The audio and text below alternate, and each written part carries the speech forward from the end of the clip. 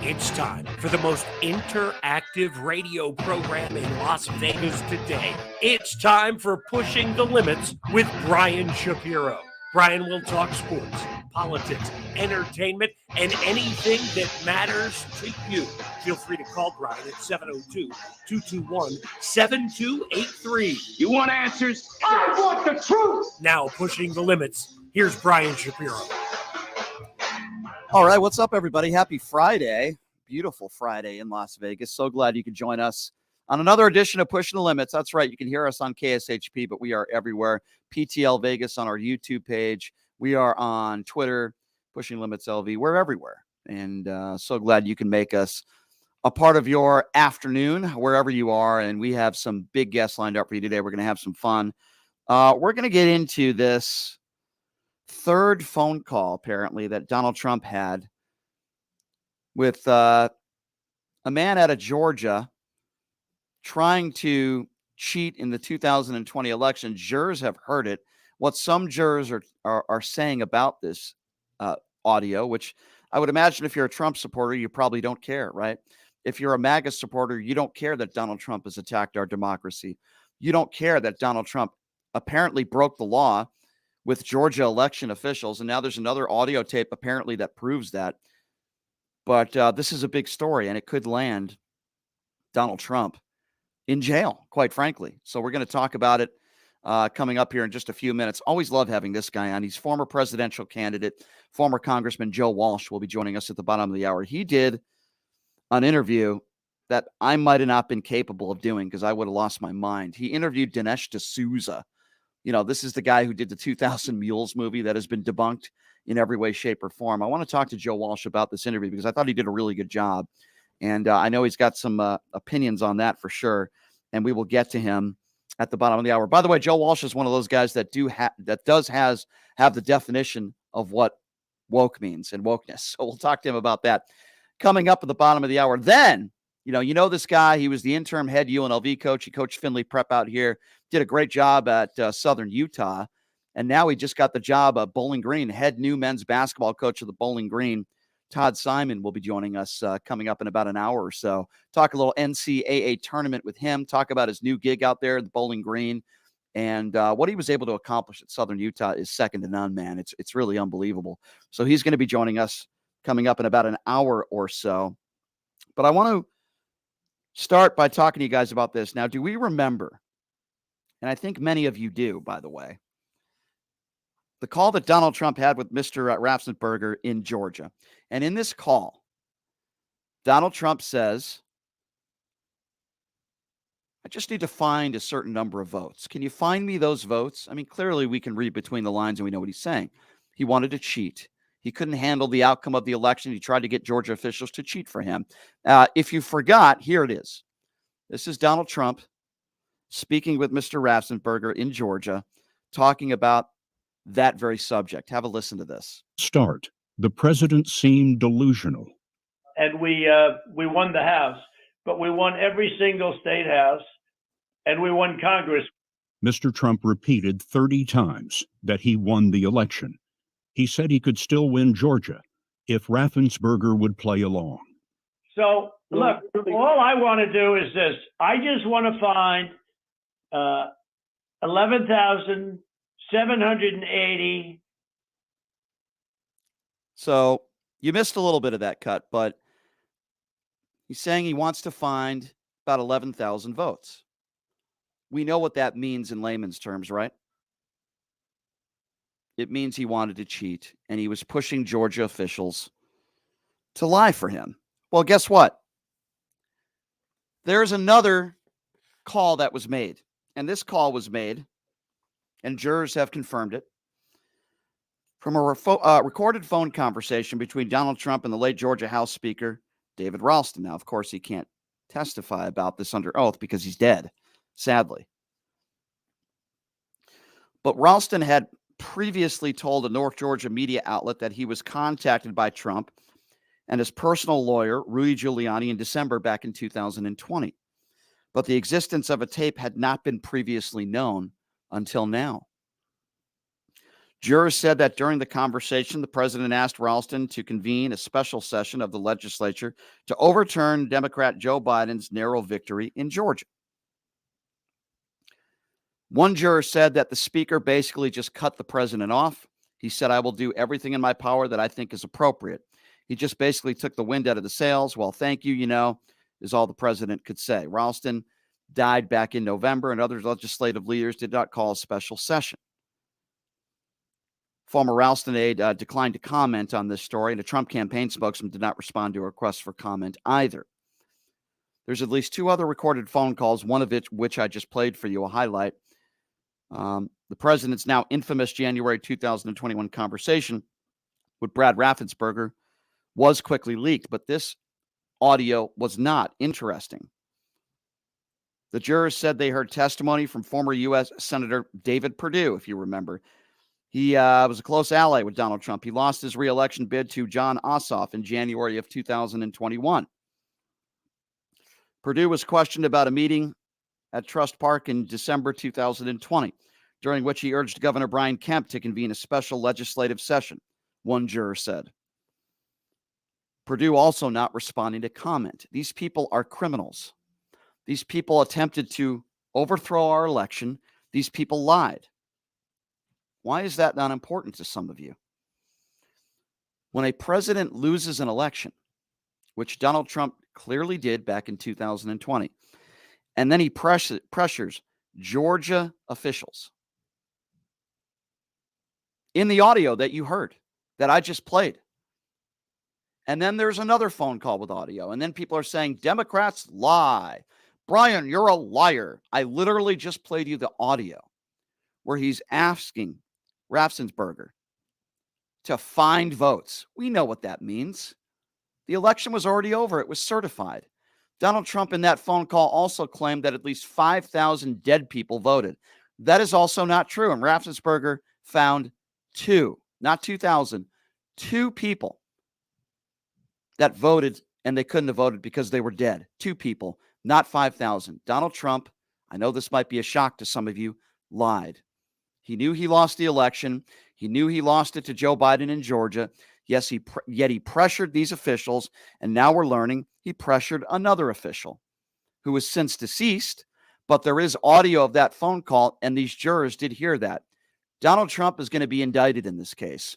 He's going to be indicted in the Stormy Daniels case, and I know many of you MAGAs out there can't stand to hear it. And I know many MAGAs out there will say, Brian, Donald Trump lives in your head rent-free. No, not at all. Donald Trump is the front runner in the Republican Party. He's still the biggest face and the most popular in the Republican Party. And last I checked, I'm pretty sure he announced he's running for president in 2024, and he is the front runner, and he is going to beat Ron DeSantis. This isn't about anybody, spending time rent-free in my head. This is about the front runner, the man who's running for presidency in 2024, which, by the way, I take very seriously. And I do believe he will defeat Ron DeSantis. If Donald Trump wasn't running for president and he wasn't running for office, I probably wouldn't be talking about this, even though he's still criminally liable in these cases. The reason why I'm talking about this is because it's going to be between him and DeSantis in the Republican Party. I believe Trump is going to destroy DeSantis. That's just my personal opinion. And I believe it is going to be Donald Trump versus Joe Biden for the 2024 election. I've always felt that way, and that's the way I feel now.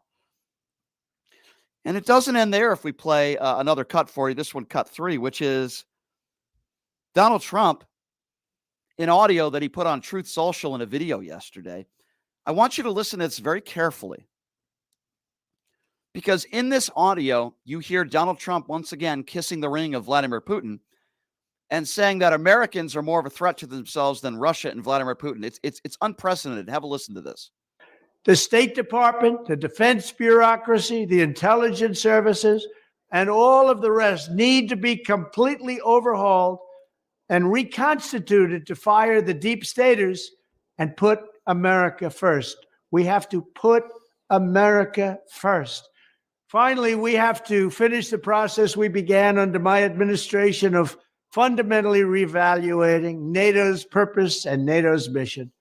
Our foreign policy establishment keeps trying to pull the world into conflict. with a nuclear-armed Russia based on the lie that Russia represents our greatest threat. But the greatest threat to Western civilization today is not Russia. It's probably, more than anything else, ourselves and some of the horrible USA-hating people that represent us at home. The State So there you go. Department, So there at you home. So there you go. Donald Trump himself claiming that Americans are more of a threat to themselves and to this country than an evil, murderous dictator that is responsible for murdering millions in Vladimir Putin, he and his evil, murderous regime. But if you listen to Donald Trump, once again, kissing the ring of Vladimir Putin, as he's done so many times in the past, claiming, which is disgusting and laughable at the same time. This is a man who could be the next president. I don't think he will. Claiming that Americans are more of a threat to Americans than Vladimir Putin. Is there any reasonable, logical human being that isn't a MAGA bias supporter that would believe what the former president just said? Explain that to me. Americans are more of a threat to Americans than Vladimir Putin, who is still attempting to take over Ukraine, invading a country? Is that even a serious statement? Can there actually be people out there that believe that? Does Donald Trump even believe that? What does Vladimir Putin have on Donald Trump? Do we remember when Donald Trump was standing on a stage right a few feet away from Vladimir Putin on a world stage? And when asked, a member of the media asking Donald Trump about Vladimir Putin interfering in our elections, which clearly they did, our own CIA and our own FBI confirmed that Russia did interfere in our elections. It was Donald Trump up there on a stage with Vladimir Putin who took Vladimir Putin's own word over our own CIA and our own FBI. Do we remember that moment? That was one of Donald Trump's worst moments, and boy, he's got plenty of them. But that was one of them. And we're supposed to be led to believe that Americans are more of a threat to Americans than Vladimir Putin. Does that make any sense to anybody? It certainly doesn't make any sense to me. And then, oh yes, we have more and more January 6th terrorists that are being convicted in a court of law. Yes, that's right. Sarah Carpenter is another one. And I'm going to play you some audio of what Sarah Carpenter sounded like on January 6th. But she was convicted in a court yesterday. This is a retired New York police officer. How despicable. She was found guilty yesterday in a court of law on 7 felony and misdemeanor charges related to her participation in the January 6, 2021 U.S. Capitol riots. I want to play for you some audio of Sarah Carpenter on January 6. Now, don't get me wrong. She sounds like a very lovely lady. But this is Sarah Carpenter, in her own words, in action on January 6th, storming the Capitol. Have a listen to what a MAGA sounds like, because this is Sarah Carpenter, ladies and gentlemen.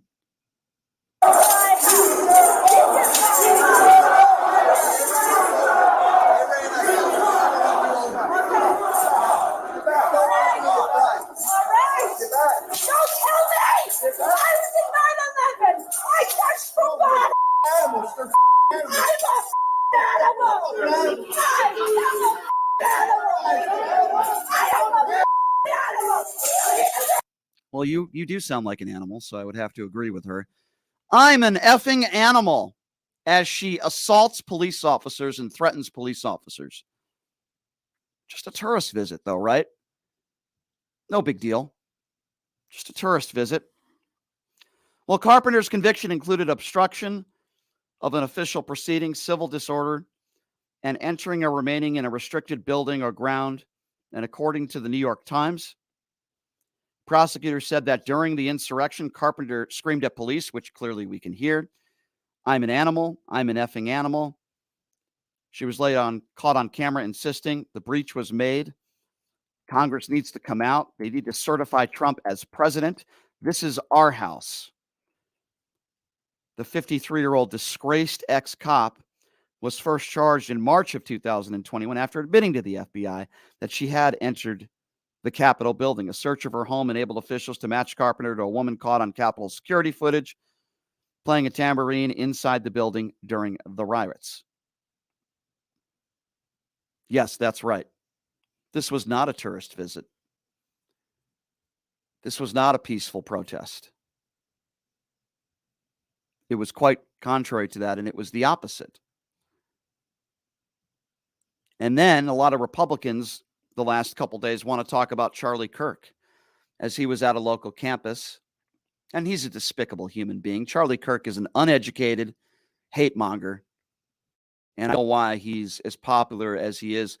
Well, I guess I do among the far right, because apparently these days, if you're on the extreme far right and you're an extremist, as long as you're a racist and you attack brown people in the LGBTQ community, you're a champion for the far right.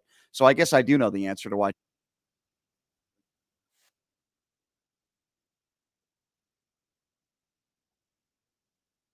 Do anything except get the hell out of there. But yeah, there were members of Antifa that showed up and they committed violent acts, and I don't condone that. While they didn't physically harm anybody, they did cause destruction to the campus, which I don't condone. They're idiots. It takes away from the cause. If you want to peacefully protest, then peacefully protest. Charlie Kirk is despicable. I would be out there with you peacefully protesting, even though I think I have better things to do. But I don't condone any of these people committing violence in any way, shape, or form. It could be January 6th, or, it could be Ben Shapiro or Charlie Kirk at an event. Peacefully protesting is fine, but I don't condone any violence. It could be a Black Lives Matter protest. Violence is wrong, and it takes away from your cause, quite frankly. And yes, there were some members of Antifa that were arrested, and I don't condone what they do. Many of them, I don't condone it. Screaming in people's faces and chanting things out, to me, is not going to get you anywhere. Peacefully protesting will. And I don't have a problem with anybody that peacefully protests. I might not agree with your politics, right? For example, during the COVID pandemic, there were people peacefully protesting here in Las Vegas, anti-maskers. Now, those people are idiots. They're very dumb. They clearly had no medical background and no medical experience. They're morons, right? But you're allowed to peacefully protest in this country, even if you're a moron, even if you're extremely stupid, which those people clearly are. They weren't breaking the law. Just don't break the law. Don't attack police officers. Don't destroy property. And you'll be allowed your First Amendment right, the freedom of speech, to be able to do that. And the government cannot stop you. Obviously, you can't go into a private facility and do that. But if you're on a public sidewalk, what have you, you are allowed to do that. And I don't have a problem with that, even though I might disagree with the politics of you. I don't have a problem with that. But here's my question, I guess, to all of you, and I'll open up the phone lines at 702-221-7283. And again, that number, if you want to be a part of the program, 702-221-7283 is the number to call, 702-221-SAVE. Do you have a problem at all with Donald Trump? And apparently a third phone call that was recorded pressuring Georgia officials to change the outcome of an election. My number one is, do you have a problem with that? And number two, what do you make of these people that are being convicted in a court of law every single day? Like Sarah Carpenter, who pushed a police officer, it's seen on video, saying, "I'm an effing animal." A former police officer. What do you make of that? Number to call, 702-221-7283. And again, that number, if you want to be a part of the conversation, 702-221-SAVE. All right, let's go to Wilma. Wilma first up on Pushing Limits. Hi, Wilma. Hi. Good afternoon. Hi. So I am very sure that you're so right on what you're saying.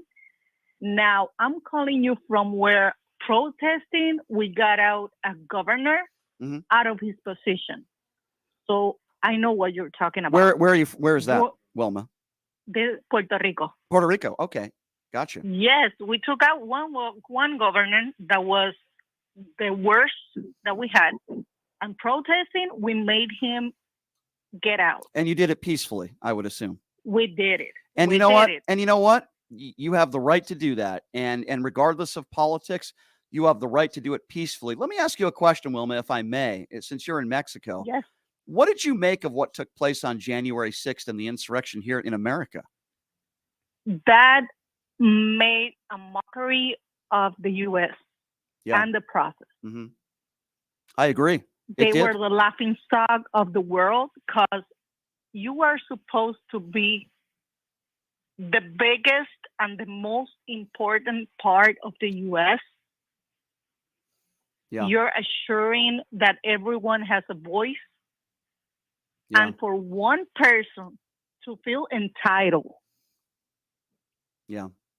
And to have, and I'm sorry what I'm about to say, but to have these informed idiots do what you want. Yeah. That's putting the U.S. in danger. Let me be very clear, Wilma. You're being very nice calling them idiots. Okay. We can call them a lot. We can call them a lot of other things, Wilma. Well, listen. I know. I support you and I support, any type of peaceful protest, whether we agree politically or not. We probably do agree politically. But even if we don't, you do it in a peaceful fashion, right? That's your right. Yes. The problem is, what took place on January 6th, at least the 1,000 people or so that were convicted of crimes, that was not peaceful. But yet, if you watch Tucker Carlson and some right-wing agencies, they will lead you to believe that it was peaceful, and it wasn't. Wilma, I'm so glad there are people like you out there, and good people in Mexico. And I know, you sometimes you guys get a bad rap. Let me ask you one more question before I let you go. When Donald Trump was president, you're the perfect person to ask this question. When Donald Trump was president, and you remember what he said about Mexicans, quote, "These people, they're rapists, they're bad people, and I suppose some of them are good people." What went through your mind when you heard the president of the United States make that statement? Well, I'm in Puerto Rico, not Mexico. Oh, okay, my apologies. still, we're brothers and sisters. Yep. We feel the same pain and the same thing every time that Trump opened his mouth. Yeah. It was like telling everyone in Latin America that they're criminals. Yes. So just because we're Latins, we're not criminals. I live in 100 by 35 land, an island. Wow. And we have the best people in the world. No doubt. And, I've never been to Puerto Rico. I've always wanted to go there, Wilma, and I will let you know when I do. But I appreciate you finding this show all the way in Puerto Rico, and stay strong and keep up the fight, Wilma. Thank you so much for calling. Thank you. Appreciate you. You have a great day. Thank you very much. There you go, PTL listeners, reaching Puerto Rico. I love it. 702-221-7283. And again, that number, 702-221-7283 is the number to call. We're going to go to JD, who is next. Hello, JD. Hey, Brian, how you doing? Good. I sense a little Irish blood in your skin tone, and so it doesn't get whiter than me, my friend. I know. I'm Casper, the friendly ghost. Yeah, well, I'm transparent. My wife is of Mexican descent, so she stays on the beach, and I have to hide the shade. But anyway. I understand. Yeah, right. Hey, listen, I was talking to a friend the other day. I'm 55, and I grew up in the Reagan. I was from Canada, and moved here about 8 years ago, and I'm a citizen and proud to be. Reagan, I agreed. I didn't really agree with a lot of his policies. Trickled down. It wasn't great to the AIDS victims, but Republicans used to be so proud of Ronald Reagan. What happened? Well, here's my response to that. I think it's a really good question. And I will start by telling you the friends that I have that are Republicans are Reagan Republicans. And many of the people that I hang out that are Republicans admit to me that, Brian, they just want to get out of the Republican Party. I'll even give you an example, and I don't want to speak for her because she can speak for herself, but the former Republican chair here in Las Vegas, she's on national networks all the time. Her name is Amy Tarkanian. And because Amy Tarkanian didn't support all the Republicans in the 2022 midterms, we had a woman by the name of Michelle Fiore who ran and lost, and she slut-shamed Amy Tarkanian because Amy Tarkanian didn't support her. We have another woman who ran for office here. Her name is Sigal Chattah, a despicable human being. And Sigal Chattah recently attacked her because she said she was bi. This is where the extreme righties in the party are. And I can tell you many of the Reagan Republicans that you and I are talking about are just disgusted by where the Republican Party is at now, because make no mistake about it, the Republican Party is run today by extremists. Kevin McCarthy, Marjorie Taylor Greene, Lauren Boebert, Matt Gaetz, Gymnasium Jordan. These are the people who run the Republican Party today. Now, some Republicans say, well, Brian, that's just not true. Find me who the most popular Republicans are, and those are who they are. They're on TV every day. They have the most popularity amongst the base, and they are despicable human beings, all of them. Yes. And I think I talked to you before, and I said I'm in Utah. Being a Democrat in Utah is a little tough because we're never going to win here. But, you know, Mitt Romney is one of, I think I've said this before. I mean, Mitt Romney, to me, seems to be more of a conservative Republican that I used to remember. Yeah. Well, I'll tell you something. I didn't vote for Mitt Romney or Barack Obama. You know why? Because I would have been okay with either of them winning, because I met Mitt Romney on a number of occasions. And when I spoke to him in Las Vegas, I was a reporter, and I had a really about a 10-minute conversation with him. He took the time, and, you know, off the record, we just had a really good conversation about life. And, you know, he's a family man. While I don't always agree with him on policy, the man, in my opinion, the most important moment in his career, he's done the right thing. He voted to impeach Donald Trump because he knew it was the right thing to do. And he spoke about that. And he put his conscience ahead of his career, because he's been ostracized by the Republican Party. I don't agree with Liz Cheney. In fact, I disagree with almost everything Liz Cheney stands for policy-wise, but I respect her. I respect Mitt Romney. I respect Adam Kinzinger, because when push came to shove and their political careers were on the line, again, they did the right thing. And I would vote for Mitt Romney. I would probably vote for Mitt Romney over Joe Biden. And I can't believe I'm saying that. I agree. But I would. Listen, I'm there. Yeah. Yeah. I met him in an airport one time because he flies commercially. Right. And I said, how, you know, he sort of, we were kind of just joking around, and, you know, he knew I knew who he was and whatever. And I said, gosh, Mr. Romney, how do you sort of navigate through all this? He goes, you know, I just try to do what's in my heart. I love that answer. I love that answer. Yeah. I really do. It was great. I almost cried. I was like, good for you. And that's you why and you know what, my JD, I believe him. I believe him. I do too. Yeah, I really do. It doesn't mean we always have to agree with him, but, you know, listen, for a Democrat like yourself to say that you would vote for Mitt Romney over Joe Biden, you know, Republicans don't understand. That's how you win the popular vote, and that's how you win elections. Absolutely. You have to win people like JD over, who's a Democrat in Utah. Not many Republicans are doing it. JD, good to hear from you, my friend. I hope you have a great weekend. Thanks, Enjoy the basketball. Okay, my friend. Take care. Buddy. Thanks. All right, take care. Isn't that powerful, ladies and gentlemen? If only Republicans could hear that. If only the extremists could hear that when they want to know why they've lost 6 of the last 7 popular vote presidential elections. JD in Utah, who's a Democrat, is a perfect example. He said he would vote for Mitt Romney over Joe Biden. And quite frankly, I'm an independent, but I would too. He's younger, well-spoken, don't always agree with his politics, but I think he has some decency in his heart. And I would vote for Mitt Romney. And I didn't vote for Barack Obama when they ran against one another. And that's the way I vote. If I like both candidates, I don't choose one. I say, you know what? I'm okay if either of them win. And that's the way I voted then.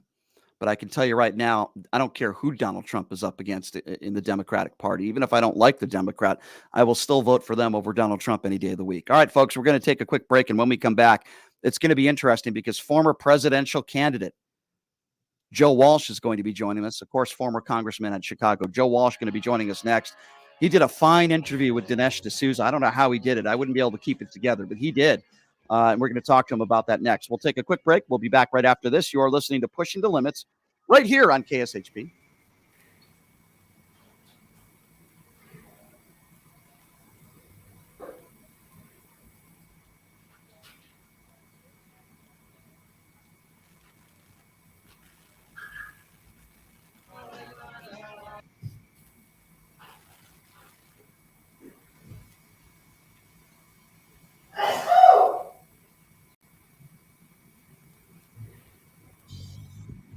Hey, everybody, are you struggling to find a pizza place that reminds you of Brooklyn?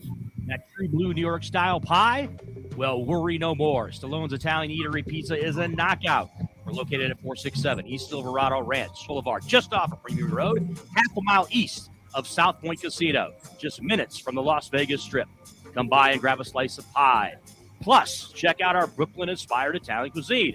Our sandwiches are super hero, that is, because why be a sub when you can be a hero? Stallone's Italian Eatery is here to serve you phenomenal food, Vegas. Forget about it.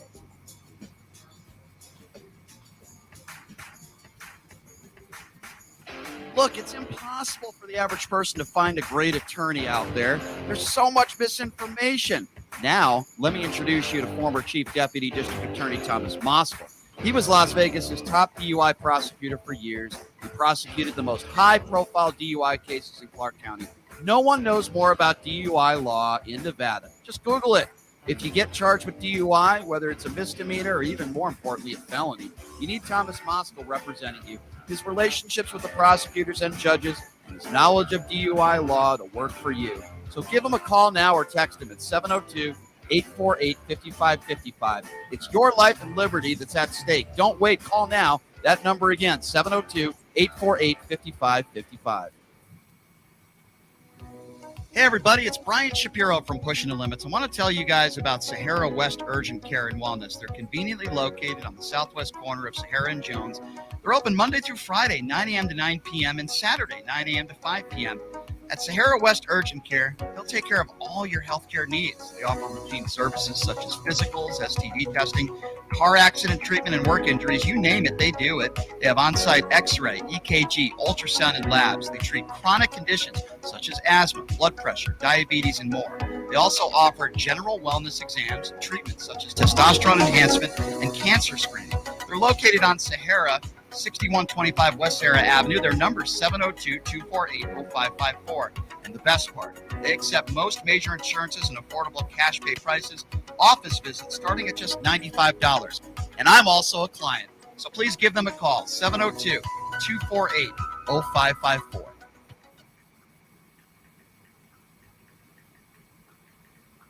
All right, welcome back to this Friday. So glad you can join us. There's not a lot of podcasts that I watch on a regular basis. I really don't, especially with my ADD. It's hard for me to focus. But I got to tell you, the guy we have on the line with us right now, not only is he a former congressman out of Chicago, a former presidential candidate who I have the utmost respect for, but his podcast, White Flag with Joe Walsh, is so good. And always a pleasure having my friend Joe Walsh join us right now. Joe, good to see you, my friend. How are you? Hey, Brian, it's good to be with you. Can you hear me? I can hear you just fine. Can you hear me? I got you perfectly, man. I'm just so bad with technology. It's good So to be with you. So am I, Joe. We're in the same boat there. You know, I got to tell you, I haven't said a lot of nice things about Dinesh D'Souza over the course of the last couple of years, but you showed so much patience with him. I don't know if I would have been able to do it. What was that like, and how did you land that interview? Well, you know, every week I try to sit down with somebody who doesn't think like me. I don't want to talk to people who think like I do. I've had a hard time, Brian, getting high-profile people on the right to sit down with me. Welcome to the club. That's what I go with every day. I mean, a lot of my old colleagues in Congress. I've invited Jim Jordan. I've invited Tucker Carlson, a lot of people, and you know, they don't want to do it because they'd rather just be safe in their little cocoons. Dinesh came out and we had a really, I think, a good talk about January 6th and the 2020 election. But you know what's weird, Brian? I want your take. Most of my followers on the left pretty much said, oh, Joe, don't talk to him. Don't give him a platform. That's a waste. What's your take on that? I couldn't disagree more. First of all, I want people like you. It could be in a respectful manner, which clearly you did, but I want people like you to expose Dinesh D'Souza for, let's call it for what it is, lies. I completely disagree with them. Dinesh D'Souza is not a dumb guy. He's smart. No. He knows how to market himself. He knows how to say controversial things to get clicks. He knows how to put out a movie that he knows the base will love on the right, even though everything basically has been debunked in that movie, but he's not stupid. And I want people like you who are also extremely intelligent to call them out. In that interview that you did with Dinesh D'Souza, he really didn't provide any real evidence that could even come close to proving that the 2020 election was stolen. Yet you really believe, this is my question for you, do you believe, Joe Walsh, that Dinesh D'Souza actually believes that the election was stolen? I do. and you and I've talked about this before, not every crazy person on the right believes it. Dinesh does believe it. We've talked enough offline. I'm convinced he does. But what's fascinating, Brian, that movie, 2000 Mules, when I walked him through it, even by the end of him trying to make his case for it, I said, Dinesh, you realize that no claims are proven. This is all unproven as of right now. And even he said yes. He's just trying to put it out there. But he does believe it. He believes it was stolen. And unlike me, Brian, he doesn't believe January 6th was a violent attempt to overthrow an election. We found some common ground. He agreed with me that it was a bad day. He agreed with me that people should have been arrested, but he didn't think these people were really trying to stop the democratic process. I don't understand that. To me, that's like saying the earth is flat. Many of those people were even screaming out that they wanted to overturn the election, and that was exactly why they were there. Number one, and you know this, they were unhappy with the outcome of the election. And number two, they were buying the BS that Donald Trump and his cronies were spewing, that the election was stolen. And they went in there trying to overturn the outcome of the election. I mean, I don't understand. That's like saying the sky isn't blue. So this is why I think I have a hard time getting some of my right-wing media buddies and Congress colleagues to come sit with me, because the evidence and the truth is on our side. Like when Dinesh got into January 6th and he was trying to say that these poor grandmas and grandpas didn't know what they were doing, in their own words, thousands some arrested, in their own words, they've testified they were there to stop the certification, period. Right. So what you do, Brian, you know this because you do this, you just keep putting the facts in front of them. And I was surprised. Dinesh is a good guy. I've known him a long time, but he really didn't fight back on a lot of the facts. Yeah. Well, listen, I'm glad he did your show, but I got to tell you something. When Barack Obama was president, he would consistently go on Twitter and call Barack Obama a Negro. He's made racist comments about Barack Obama. We know he's been arrested, I believe, correct me if I'm wrong, for campaign finance fraud. Yeah. I mean, I don't know. You obviously have had private conversations with him. And I've always looked at this guy as a different guy when the cameras aren't on him. But you're telling me he's that same guy. He actually believes this stuff. He believes a lot of it. And you know what, Brian, you and I have talked about all of my former colleagues in talk radio and in Congress. What happened to them? Why did they all sell their soul to Trump? Mm-hmm. Many of them are true believers and they're crazies. Dinesh isn't a crazy.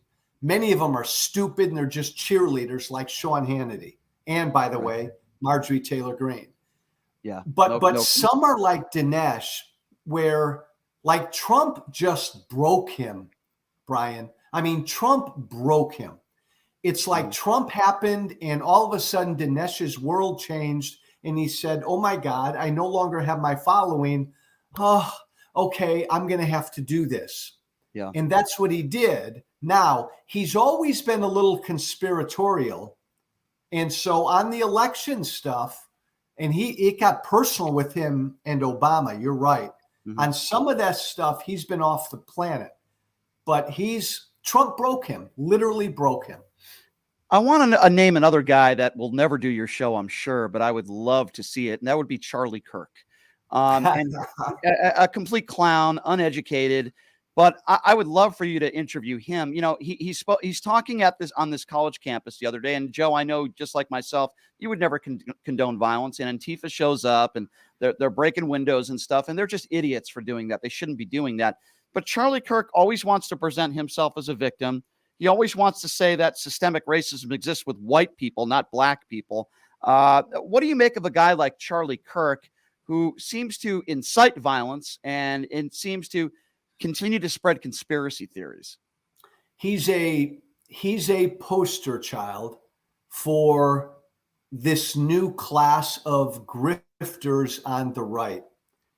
He's made millions, and he's an utter young fraud.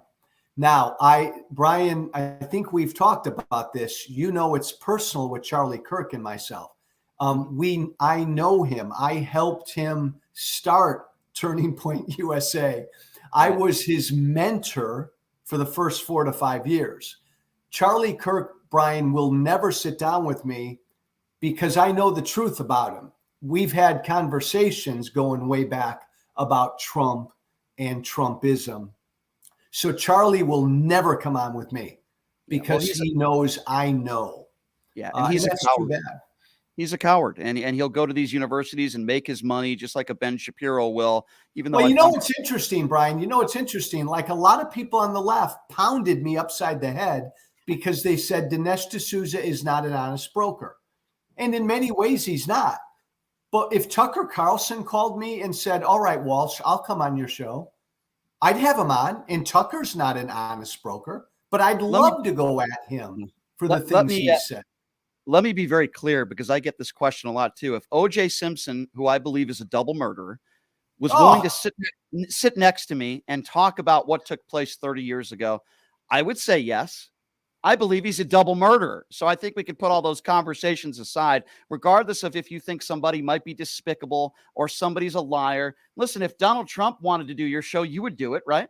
In a heartbeat. And Brian, here's the reason. And look, I know that I have a weird following now because I've had a weird 5 or 6 years. So I do have a lot of people on the left now who follow me, and I get it. They hate everybody on the right, and it's not their job to do what I do. I come from Mega World. I come from the cult. Part of my job is to reach these people on the right and try to engage and change some of them. But what I'm trying to do, Brian, is this. Dinesh D'Souza is now my political opposition. I think it's important to clearly understand how he thinks and push back on how he thinks because I want to defeat people who think like him. We've got to know who our political enemies are. Agree. The only reason why I'm skeptical, and I respect your opinion because you're saying that you believe Dinesh D'Souza believes this stuff. The only reason, and I trust your judgment, but the only reason why I'm a little skeptical is because he's doing it for money. He makes this movie for money. When he spreads conspiracy theories, he does it for money. And many of these far righties, like the Charlie Kirks or the Candace Owens, are doing it, in my opinion, for one reason. Not because they necessarily believe what they say. They do it for money. Carrie Lake is another example. She knows she's going to get a great gig somewhere. If she's not a politician or if she doesn't run for vice president, she's going to get a gig on a network. She's going to be somewhere. And I believe that's why she continues to spread the lies. Dinesh D'Souza profited off of 2,000 Mules. He continues to profit and make TV appearances because of the things he says.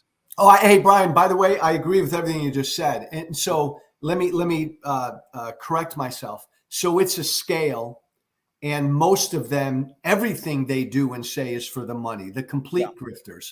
Dinesh, I'm just saying on the issue of was 2020 stolen, I know that Dinesh believes that.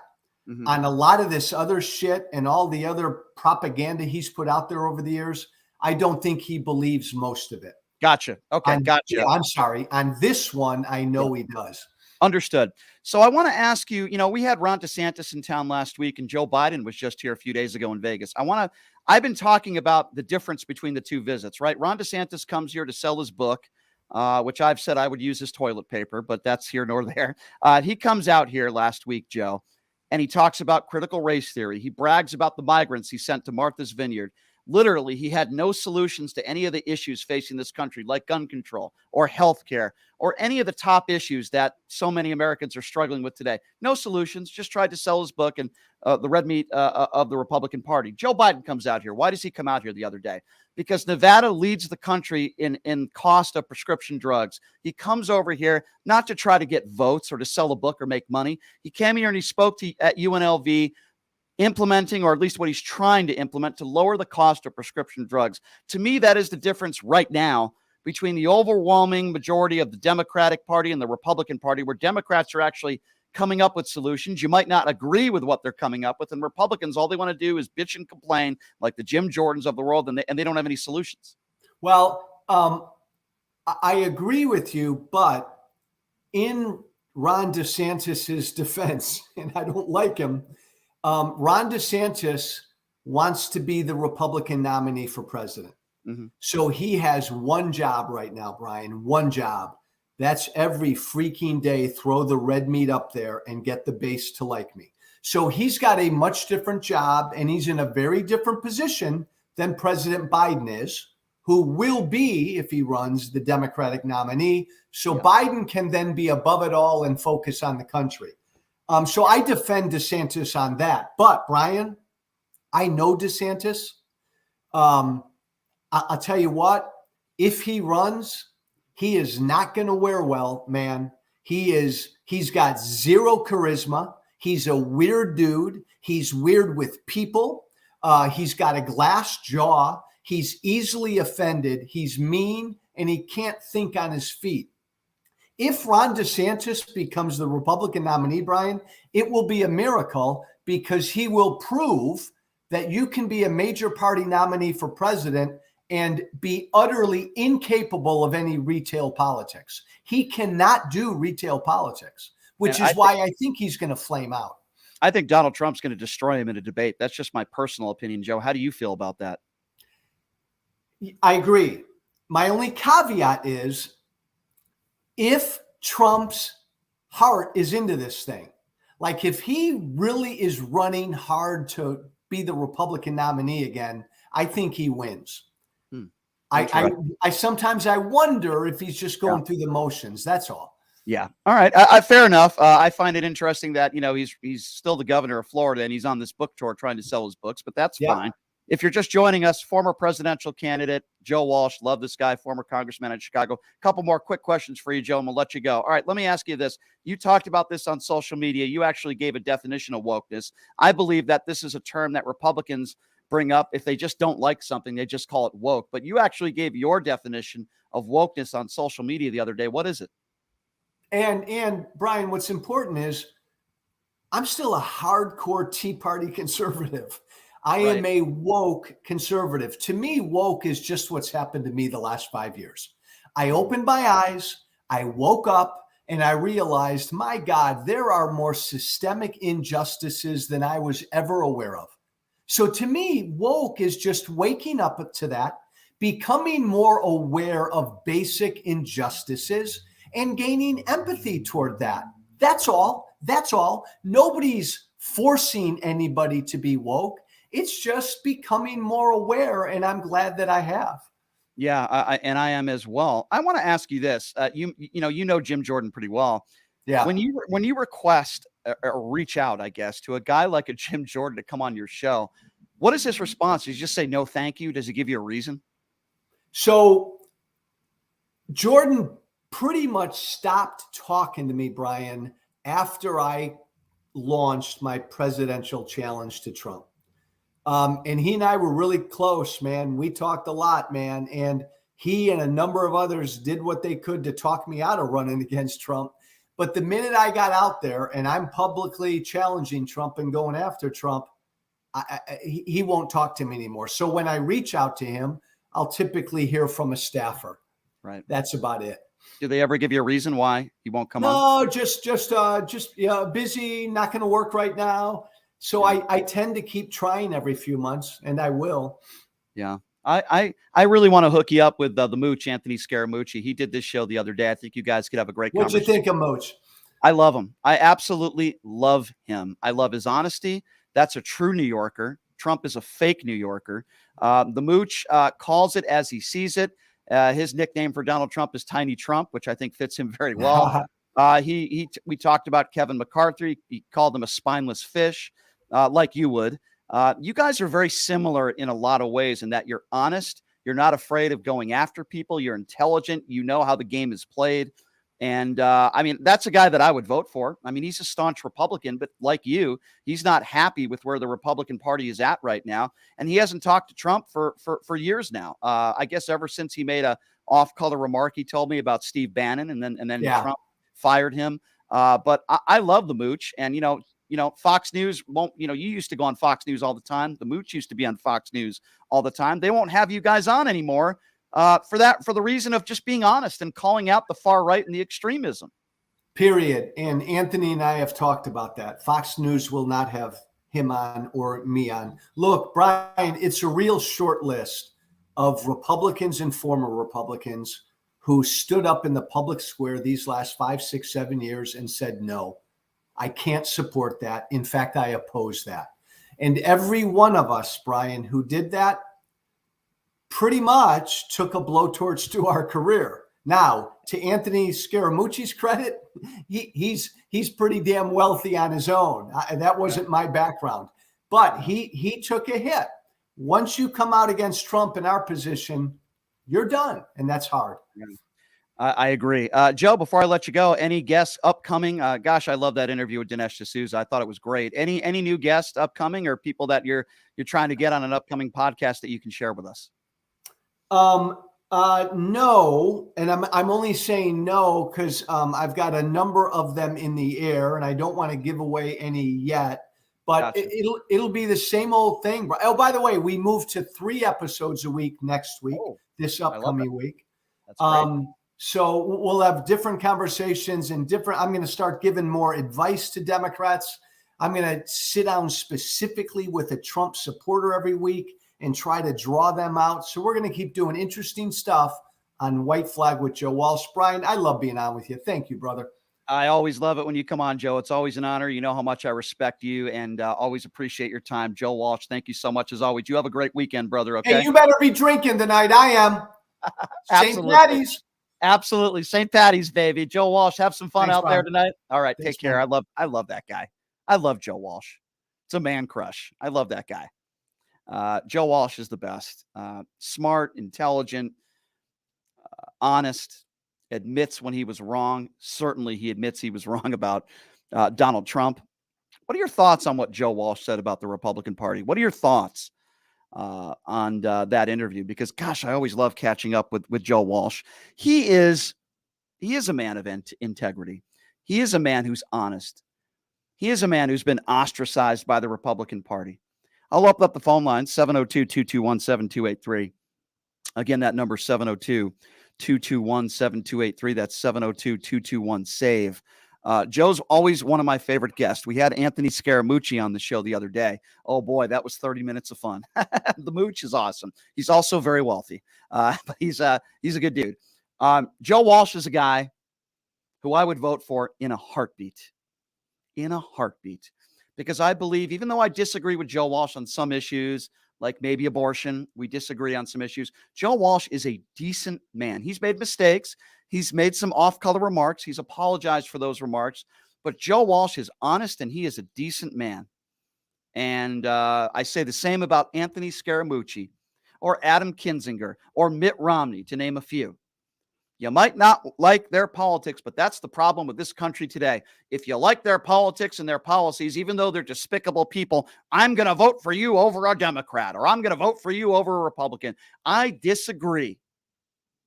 And everybody's entitled to vote differently. And that is the great thing about living in the United States of America. But I am going to vote for somebody that I think is a decent human being, number one. I can deal with policy issues as long as I know that they're a decent human being and they care about the American people and they're intelligent and they're not only out for themselves, they're out for the country. They want to make this country better. And I think they're a decent person. They treat women with respect, or men. Then you're going to have my vote. It's as simple as that. Donald Trump is the opposite of that. Lauren Boebert, Marjorie Taylor Greene, Matt Gaetz, Jim Jordan, they're the opposite of that. Kevin McCarthy has no spine. Matt Gaetz, we know how he got into office because of his daddy, the former senator. How many DUIs did Matt Gaetz get out of because of who his daddy was? Matt Gaetz is exactly what I would call elite white elitists. That's who Matt Gaetz is. He never had to work an honest, hard day in his entire life. Oh, but Brian, he went to law school. Yeah, take a look at his grades. Take a look at how he got through law school. Marjorie Taylor Greene, here's a woman who comes from an extremely wealthy family. She inherited money from her family. She's never accomplished anything in her life. Lauren Boebert, this is a woman who couldn't run a restaurant, who got everybody sick, who when she decided she was going to run for office, got her GED. She wasn't even high school educated. She has accomplished nothing in her life. She is an extremely ignorant woman. And then we have Gymnasium Jordan, who's never passed one bill his entire political career. And we all know what he did with enabling the victims in that wrestling scandal. He never was brought to justice for it, but I've interviewed some of those victims on the show. And we know that Jim Jordan was involved in the cover-up. Why would you vote for people like this? Why would you want a guy like Kevin McCarthy, the House Speaker of the GOP? Well, I guess a lot of Republicans didn't want him, to their credit. Why would you want somebody like that representing Republicans in this country? Why? There are reasonable Republicans out there. Now, they might be few and far between, but there are reasonable Republicans out there. I would say Anthony Scaramucci is one of them. I know he's not a politician right now. That's a guy that I wish ran for office. Joe Walsh, a guy I wish ran for office. There are reasonable people out there, some who call themselves Reagan Republicans, that would be good leaders within the Republican Party. But you know what? In this day and age, in 2023, they're never going to win. Because if you're going to win in the Republican Party today, it's a party of extremism and conspiracy theories. That's what this party is all about. Don't believe me? Look at the faces of the party. Look at the Marjorie Taylor Greens. I mention these names over and over and over again. Now, you might disagree with Alexandria Ocasio-Cortez. I know a lot of Republicans can't stand her. I don't believe she's an extremist. I don't always agree with her. I didn't agree with her on the Green New Deal that she tried to put forward. Don't always agree with her. I think sometimes racial issues should be mentioned. Maybe sometimes they're not an issue, and she brings it up, I think, at times where maybe it's not an issue. I don't always agree with Ocasio-Cortez on a lot of different issues. But here is a woman who did it on her own. Nobody gave her anything. She's not some elitist, okay? Alexandra Ocasio-Cortez paid her way through school in Boston. She paid her way through school. She bartended to pay her way through school, which I think is a wonderful thing. It shows that she is a hard worker. And what did Republicans do? They attacked her for that. They attacked her for getting a college degree without having a family member get her through college. She paid her way through school, and guess what? I respect the hell out of her for that. How do you respect somebody like Matt Gaetz? How do you respect somebody like Marjorie Taylor Greene? Unless you're a far righty who attacks the Biden administration every day, unless you're a far righty who doesn't respect working class Americans and those who work their way to get to the top, you're not going to respect somebody like that. But I respect her. Doesn't mean I have to always agree with her. That's what we're missing in politics today. Something called respect. It's gone. It's certainly gone within the Republican Party. Look at who the leaders are if you don't believe me. I want to tell you guys about one of my favorite gaming bars in town. In fact, it's not one of my favorite gaming bars in town. It is my favorite gaming bar in town. Jackson's Bar and Grill, located at Flamingo and Jones. They have got great promotions all month of March, one of which is every Wednesday and Sunday. If you earn 200 points, you get $50 in free play. They got the Pass the Puck contest for Golden Knights games. Jackson's Bar and Grill, great food, by the way. Oh, I took my mom there for lunch. She loved it. Just a great place to hang out. Cool local bar with a lot of history. It's been there for decades. You'll see a lot of local celebrities in there from time to time. I saw Larry Johnson in there not that long ago. Anderson Hunt, Marcus Banks, the late LL Cool J used to hang out. Or, I'm sorry, not LL Cool J. I'm thinking of the wrong person. My apologies. Although maybe LL Cool J has been there. I don't know. But a lot of local famous entertainers hang out at Jackson's Bar and Grill. You never know who you're going to see on any given time. Coolio, who is the person that I was thinking of. So please check them out. Jackson's Bar and Grill, located at Flamingo and Jones. I promise they'll take care of you and tell them I sent you. All right, we got a treat coming up next. He is the new head men's basketball coach of the Bowling Green. Of course, I'm talking about my good friend Todd Simon. Going to talk some NCAA hoops with him and a little bit about, of course, his new gig. We'll take a quick break. We'll be back right after this. You are listening to Pushing the Limits right here on KSHP.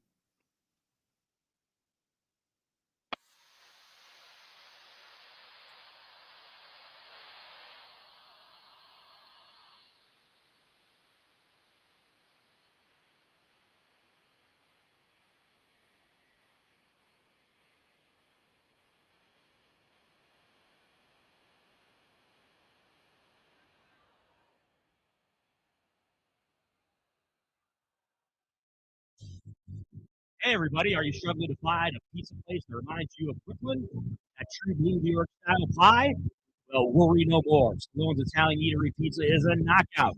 Located at 467 East Silverado Ranch Boulevard, just off of Greenwood Road, half a mile east of South Point Casino, just minutes from the Las Vegas Strip. Come by and grab a slice of pie. Plus, check out our Brooklyn-inspired Italian cuisine. Our sandwiches are super hero, that is, because why be a sub when you can be a hero? Salone's Italian Eatery is here to serve you phenomenal food, Vegas. Forget about it.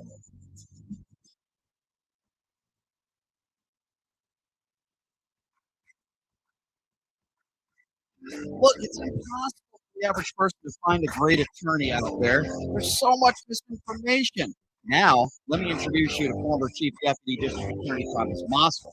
He was Las Vegas's top DUI prosecutor for years. He prosecuted the most high-profile DUI cases in Clark County. No one knows more about DUI law in Nevada. Google it. If you get charged with DUI, whether it's a misdemeanor or even more importantly, a felony, you need Thomas Moskal representing you. His relationships with the prosecutors and judges, and his knowledge of DUI law to work for you. So give him a call now or text him at 702-848-5555. It's your life and liberty that's at stake. Don't wait. Call now. That number again, 702-848-5555. Hey everybody, it's Brian Shapiro from Pushing the Limits. I want to tell you guys about Sahara West Urgent Care and Wellness. They're conveniently located on the southwest corner of Sahara and Jones. We're open Monday through Friday, 9 a.m. to 9 p.m. and Saturday, 9 a.m. to 5 p.m. At Sahara West Urgent Care, we'll take care of all your healthcare needs. We offer routine services such as physicals, STD testing, car accident treatment, and work injuries. You name it, they do it. They have on-site X-ray, EKG, ultrasound, and labs. They treat chronic conditions such as asthma, blood pressure, diabetes, and more. We also offer general wellness exams and treatments such as testosterone enhancement and cancer. We're located on Sahara, 6125 West Sahara Avenue. Their number is 702-248-0554. And the best part, they accept most major insurances and affordable cash pay prices. Office visits starting at just $95. And I'm also a client. So please give them a call, 702-248-0554. Whether you're a corporate executive, on a family vacation, or just passing through, St. George Inn & Suites will meet your specific needs. It's conveniently located near restaurants, shopping, and movie theaters. St. George Inn & Suites offers a variety of room types, 2 fabulous pools and jacuzzis, a fitness center, a free full hot buffet breakfast, and laundry facilities. To make your booking, call 435-673-6661 or book online at stgeorgeinnhotel.com. You need to stop in Southern Utah? Make that stop at St. George Inn & Suites. STN Sports is the only sports betting app you need this season. STN Sports has it all. In-play betting, mobile parlay cards, the Play Plus card to fund and withdraw from anywhere in Nevada, and the latest lines on every game. STN Sports even lets you earn rewards on every bet. Safe and easy betting from your phone or tablet. Go to stationcasinosports.com or sign up at any Station Casino, Fiesta Wildfire, or the El Cortez. Details at the Sportsbooks. The Farmer's Burger from Farmer Boys. Beef, bacon, cheese, and smashed avocado and fresh veggie. Best burger champ. That's how we drink tonight. Farmer Boys. Farm food ain't fast food. Farmer Boys' new always crispy fries stay crispier and tastier all the way home. If they make it home. Sherry is caring. Farmer Boys. Farm food ain't fast food. The world famous radio shopping show weekdays at 1400 KSHP North Las Vegas and KSHP.com. The views and opinions expressed in the following program are those of the program's participants and do not necessarily reflect those of station staff, management, and advertisers. All right, welcome back to Limits on a Friday.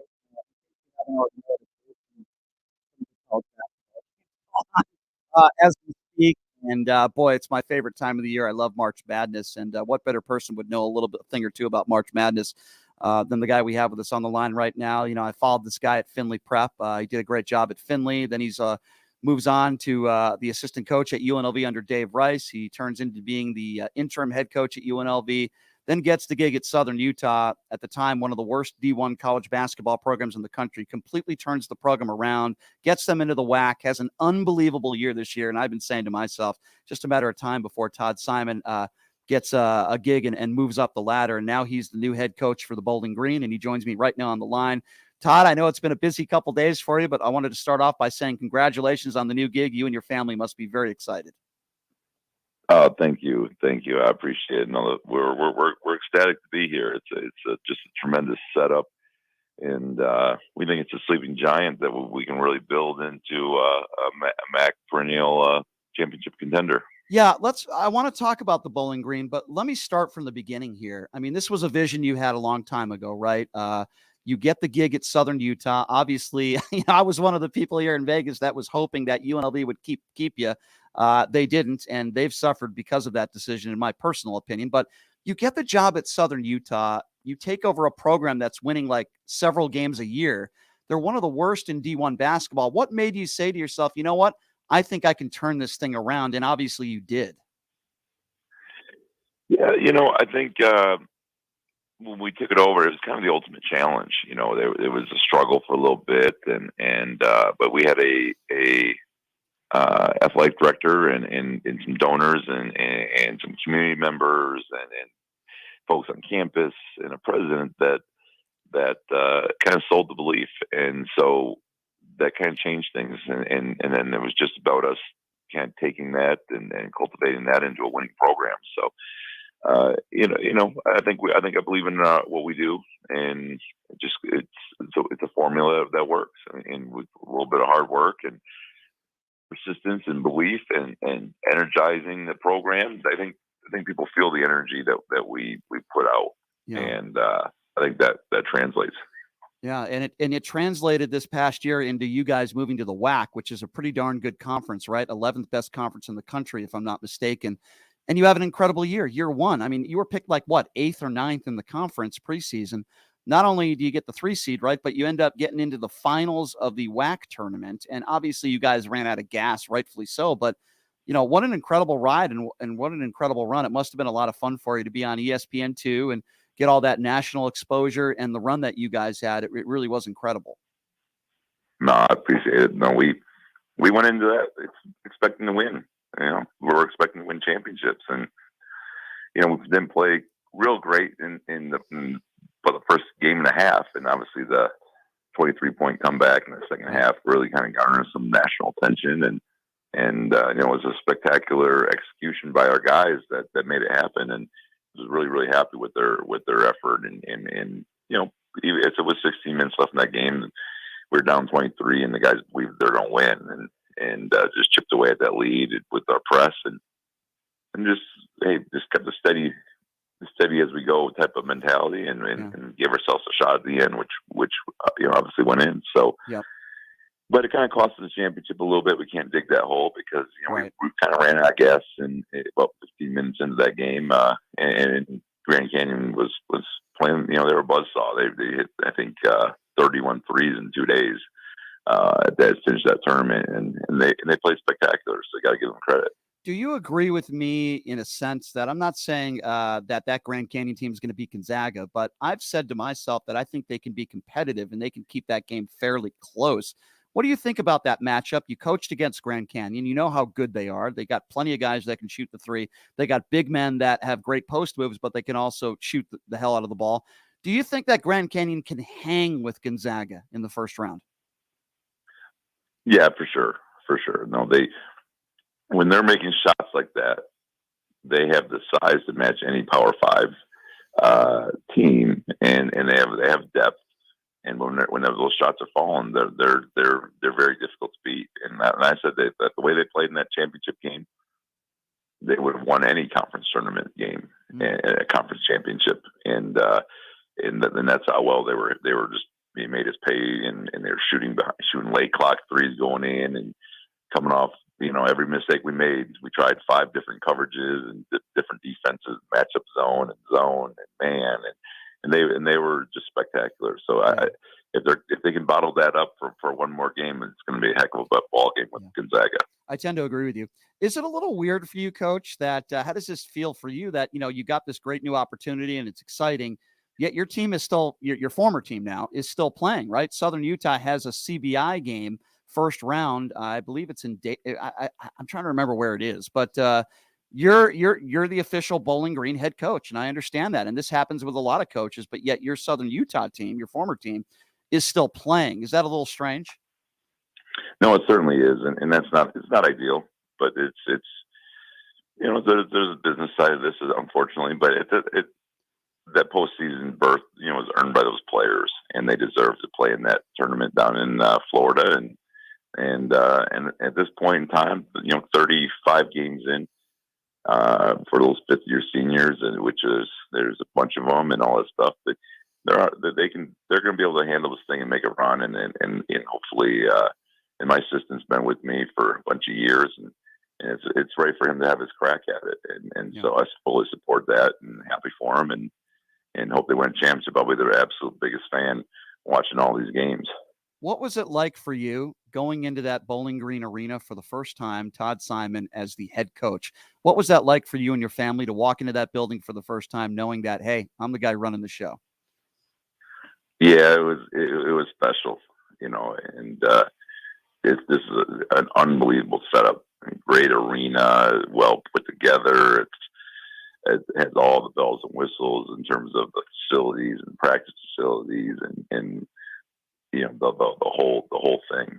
So, and to do it now, kind of here in the Midwest in the MAC, I went to the played went to school here in the MAC, and it was a part of this part of the country for my through college, and so having this kind of come full circle to a degree is really special, and it's 2 hours from home, and my parents are there, and siblings and nieces, and you name it. We had a whole crew here, and that just as you get a little older, that becomes a little more meaningful. Do you think there's any chance that we can see a home and home with UNLV? I have to ask you that question. Hey, I'd love nothing more. I know that, nothing more. But I think my chance of getting them to fly cross country to come here might be a little tough. But I'd certainly, you know me, I'd relish any opportunity to play, kind of our adopted second hometown of Las Vegas. Yeah, and let me remind people that you were on the road against Kansas. A lot of people have Kansas winning the whole thing this year. And I mean, in a way, it's a nice moment, and it's also maybe a little bit of a painful moment that you were down 1 point with like a minute to go in that game, and Southern Utah could have beat Kansas on the road. What do you make of that? I mean, you were on the road against what a lot of people say are a team that's favored to win it all this year. Yeah, there was 25 lead changes. I mean, that place was rocking from beginning to end, and it was like the ultimate challenge. And guess what? We left that game saying, Kansas is pretty good. Yeah. And they were pretty good. And I told him, I said, I think we're pretty good, and we're gonna be all right this year, and all that good stuff. But Kansas, they're not sneaking up on anybody. I can promise you that. But they're spectacular, and they're so good and well coached, and such a good product that they put on the floor. But it is kind of cool. But at the end of the day, we were one loose ball away from getting a shot to win that I feel really good about, and the ball went the wrong way, and we didn't get it, and there you have it. How does it work for you in finding your staff? Is this a similar staff that you're going to take with you from Southern Utah? Or is this, have you made that determination even yet? Because I know everything's happened so fast. Or are you going to be hiring a new coaching staff? Have you made those determinations yet? No, those will come in time. We got to let some dust settle here. And obviously there's, the Thunderbirds still playing. So a lot of those guys are all still in the trenches trying to win a championship here in the postseason. So right. I'm in full support there. It won't be a distraction, and just kind of let this thing I want to do right by Southern Utah and let those guys do their job, and then we'll kind of sort it out after. Understood. I know you probably, with everything that's happened here, positives in the last several days for you, of course, but I don't know if you've had an opportunity to enjoy any of the games. But if you have, or any thoughts on this tournament, any sleepers that you think can go deep that not a lot of teams are talking about, and who do you got going to the Final Four, or maybe even winning this whole thing? Yeah, this is the first year where, I haven't been fully engaged in it, but I've caught a few endings and a couple of the late night games last night, and it's going to be interesting. Yeah, it's such a matchup tournament. It's really about the matchups, but when the dust settles, like, gosh, I think Houston's got as good a chance as anybody. Kansas will be right there, and I think Purdue with the big fella is going to they can beat you in a couple different ways, but they have one way they can kind of beat you with Big Edie that's a little bit different than everybody else. So those are kind of the ones that I circle a little bit. Yeah, it should be a fun couple days, Todd, and I know how busy you are. So I know you. Correct me if I'm wrong, but you had the press conference yesterday, right? All that stuff happened yesterday.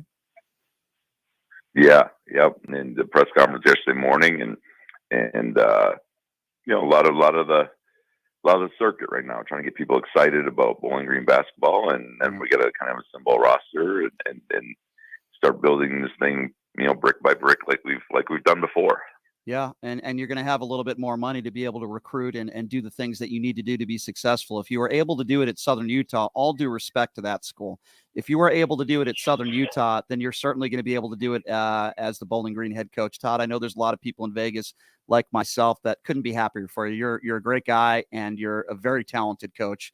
And I don't know where you're going to be 10 years from now, but I know you're going to keep moving up the ladder. I know that. And you're going to do a great job over there. They are very lucky to have you. And I wish you the best of luck. And I'm going to get out there for a game, my man. I'm going to find a way to get out there for a game or two. And I just appreciate all the times you do this show, Coach. And we'll talk soon. And I know you're going to be out here in Vegas recruiting soon. I don't think that's a question, right? No question. And to everyone from Vegas that reached out, I mean, I just have had a outpouring of folks, reach out. It means a lot. And certainly loved our 12, 13 years out there. So I certainly appreciate that. And will slowly work my way to get back to everybody, but it does mean a lot. Oh, no, and you deserve it, Coach. You know how much I've always believed in you. So I wish you the best of luck out there. We'll talk soon, and I appreciate your time as always, and go get it out there, okay? All right, thank you so much. Thanks, Todd. That's the new Bowling Green head basketball coach, Todd Simon. Couldn't have happened to a better guy. I've known Todd since he was the head coach at Findlay Prep, and which doesn't exist anymore, at least the basketball program. And, it's interesting. And then we'll get to more of like the national NCAA basketball scene after I take a break. But, I got to exhort my frustrations a little bit here. I said from day one when they fired Dave Rice, and by the way, I don't think it was the right decision to fire Dave Rice midseason. They should have fired him before the beginning of the season or at the end of the season. Tina Kunzer-Murphy had no idea what she was doing, like many of the athletic directors over there. Not the current one. I like Mr. Harper. Desiree Reed-Francois was a disaster. The Joker was a disaster. But going back to Todd Simon, they had an opportunity to bring Todd Simon back. Now, I know Stacey Augmon didn't want to come back, and I'm fine with that because Stacey Augmon was a star at UNLV, but let's be clear, he didn't recruit anybody. When he was here, he did nothing. I want to find somebody that, as an athletic director, if I was, that recruits talent. Todd Simon has a proven track record of that. Why wouldn't you bring him back as the head coach for 1 year? I will never understand that. That was a huge mistake because I guarantee you if Todd Simon stayed here and they allowed him to stay, you wouldn't have Kevin Kruger. You wouldn't have had Marvin Menzies. You wouldn't have TJ Otzelberger. And Todd would not have been in the playing game in the Mountain West Conference every year like the team seems to do every year. All due respect to Kevin Kruger, he's just not done a good job. So he goes over to Southern Utah, and UNLV makes another horrendous decision because they've made so many of them over the years. I don't blame Todd for taking the Southern Utah job, his first head coaching position. Completely turns the program around, like completely. They go from one of the worst teams in Division I basketball to one of the best teams in the Big Sky within a couple of years. And then he gets them into the WAC. And what does he do? He wins in year one. He wins a lot in year one. He makes national news, and people are talking about him. By the way, I've had private conversations with Todd. He's been offered other jobs in the past. He decided to take this one so he could be very close to his family. UNLV screwed this thing up from the start. They screwed it up when they hired Dave Rice. They screwed it up when they didn't re-sign Lon Kruger. They screwed it up when they hired Marvin Menzies. TJ Otzelberger never wanted to be here. Regardless of the type of coach you think he is, he never wanted to be here. Todd Simon wanted to be here. He wanted the head coaching job. They didn't give it to him. They hired people that don't want to be here. You think Marcus Arroyo wanted to be here? You think he embraced this city? He was terrible. He was an embarrassment. I like Odom. I think he's embraced this position, and he's proved it with action by going to a plethora of Las Vegas high schools and developing relationships with those coaches. I like Odom, and I like what he's done from the beginning. With Kevin Kruger, it's not that I don't like the guy, and it's not that he's not doing the right things. I love his family. Lon Kruger, legend. I like Kevin. He's an easy guy to root for. He's just not getting it done. He's not winning. At some point, you have to say to yourself, it's time to win, and that's why I say we give Kevin Kruger one more year. Give Kevin Kruger one more year.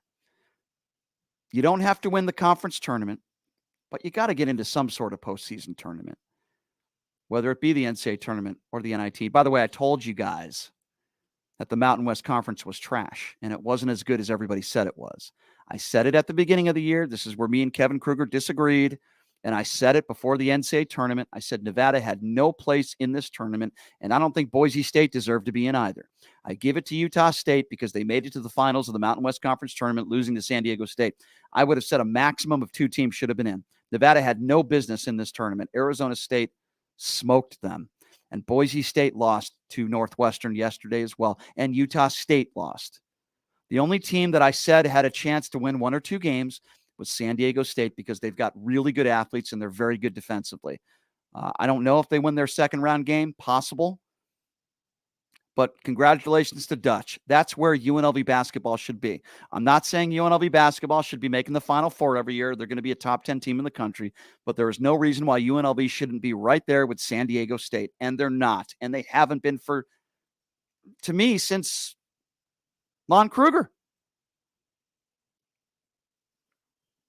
And yes, Todd Simon would have taken this job in a heartbeat. Not anymore. Not anymore. Because the Bowling Green got him got the pay raise. And he's going to win at Bowling Green. It's going to take some time. He's not going to do it right away, although I wouldn't surprise me if he was able to do that. But I think it's going to be very similar to a Southern Utah situation where it's going to take him a couple of years, recruit, get that coaching staff in place, and win. And that's what Todd Simon will do. And I'm going to tell you this right now. I told you guys that Todd Simon would get a better job, a year ago. And now I'm going to say it like this. Within 5 years, I guarantee that Todd Simon is going to be in the Big East or the Big Ten or the Pac-12. Within 5 years, he's going to turn the Bowling Green program around, and he is going to get a big time job. Because he, to me, is one of the best younger up-and-coming coaches and has been for quite some time in all of Division I college basketball. And if UNLV ever came a-calling, he would not take the job, I don't believe, because I think there will be better jobs out there for him in 3, 4, maybe 5 years.